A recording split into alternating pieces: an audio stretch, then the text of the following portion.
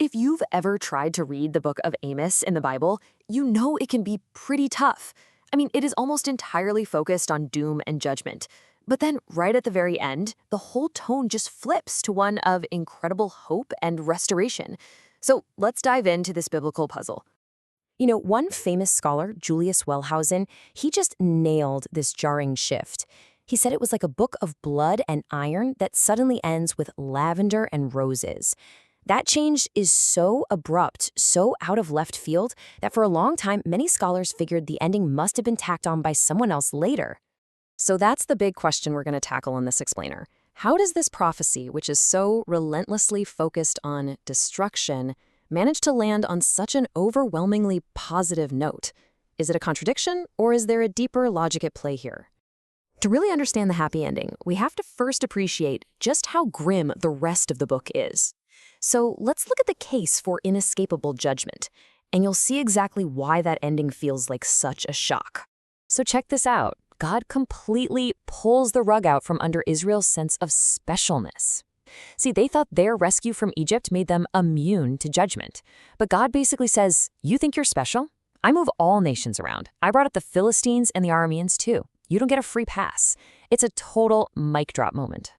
And that's the crucial point, right? God isn't some local deity who only cares about Israel. He is sovereign over everyone, everywhere. And since Israel was acting just like any other sinful kingdom, well, they were going to be treated like one. Their special covenant status wasn't a shield, it was a standard they had completely failed to meet. And all of this leads to what sounds like a final, absolute verdict: destruction. I will destroy it from the face of the earth. Case closed, right? Well, not quite. The very next line in the text adds a crucial little word, yet. And that qualification changes everything. It's our first real clue. This yet is the clue that unlocks the entire puzzle. It's the turning point in the prophecy, and the whole logic of the book hinges on a single powerful metaphor: a sieve. Now, before we get to the sieve, we need to understand a huge idea in the Bible called the remnant theme. From Noah and the flood all the way through, there's this consistent idea that even when judgment is necessary, God never just performs a total wipeout. He always preserves a faithful group, a remnant, to rebuild and carry on his plan. And this metaphor just illustrates the idea brilliantly. The judgment isn't a demolition, it's a filtration. Think about what a sieve actually does. It doesn't destroy the grain. Its whole purpose is to shake things up, to separate the valuable grain from the worthless chaff and dirt. The good stuff is intentionally kept. So the judgment is discriminating, it's not some blanket destruction. The process is laid out right here.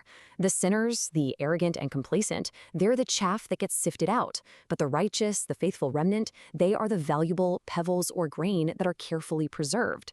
The shaking is the judgment, but its ultimate purpose is purification. So what happens to this purified remnant? This is where we get the first part of that lavender and roses ending, a promise to restore the nation's political and spiritual heart. The promise is to restore David's fallen shelter. Now, at this point in history, the great Davidic kingdom was just a shadow of its former self. It was like a broken-down hut. But God promises to repair its walls, restore its ruins, and rebuild it to its former glory, even extending its influence over other nations. And this isn't just about fixing a few buildings. It's about fulfilling God's ancient covenant with King David. It's a promise that the Davidic line and kingdom will not only survive, but will be the very vehicle through which God establishes his rule over all the nations that ultimately belong to him. The second part of the restoration is just as stunning. After restoring the kingdom, Amos paints this picture of life after judgment, a vision of almost unbelievable agricultural prosperity. Just get this picture in your head. The blessing is so overwhelming that it breaks the normal cycle of farming. The grain harvest in the spring would be so massive that the workers would still be trying to bring it all in when it's already autumn and time to start plowing for the next year. And it's the same thing with the grapes. The harvest in late summer would be so huge that they'd still be treading grapes when it's already time for winter planting. The work of one season's blessing literally just spills over into the next. It's a picture of non-stop abundance. And it all climaxes in this incredible, vivid image. The wine production will be so immense that the vats will overflow, and it will look like new wine is just dripping and flowing down the mountainsides. This is a land completely saturated in blessing. So now we have all the pieces. We've got the blood and iron of judgment, the sieve of purification, and the lavender and roses of restoration. Let's put it all together and solve the mystery we started with. So here's the crucial point. In the logic of Amos, judgment and salvation are not opposites. Judgment isn't the end of the story, it's the purifying path to salvation. It's the necessary, painful process of removing the sin and corruption so that the faithful remnant can inherit the promised blessing. And this wasn't some new idea that Amos just invented.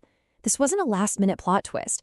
This pattern of sin leading to judgment and exile, which then leads to repentance and restoration, was laid out hundreds of years earlier by Moses in the book of Deuteronomy. Amos is building on a foundational theological principle. God's judgment serves his ultimate purpose of restoration. This really leaves us with a provocative thought. The book of Amos frames a national disaster not just as a punishment, but as a difficult, refining process leading to a better future. It makes you wonder, if hardship can be a path to purification and renewal, how might we see our own challenges differently?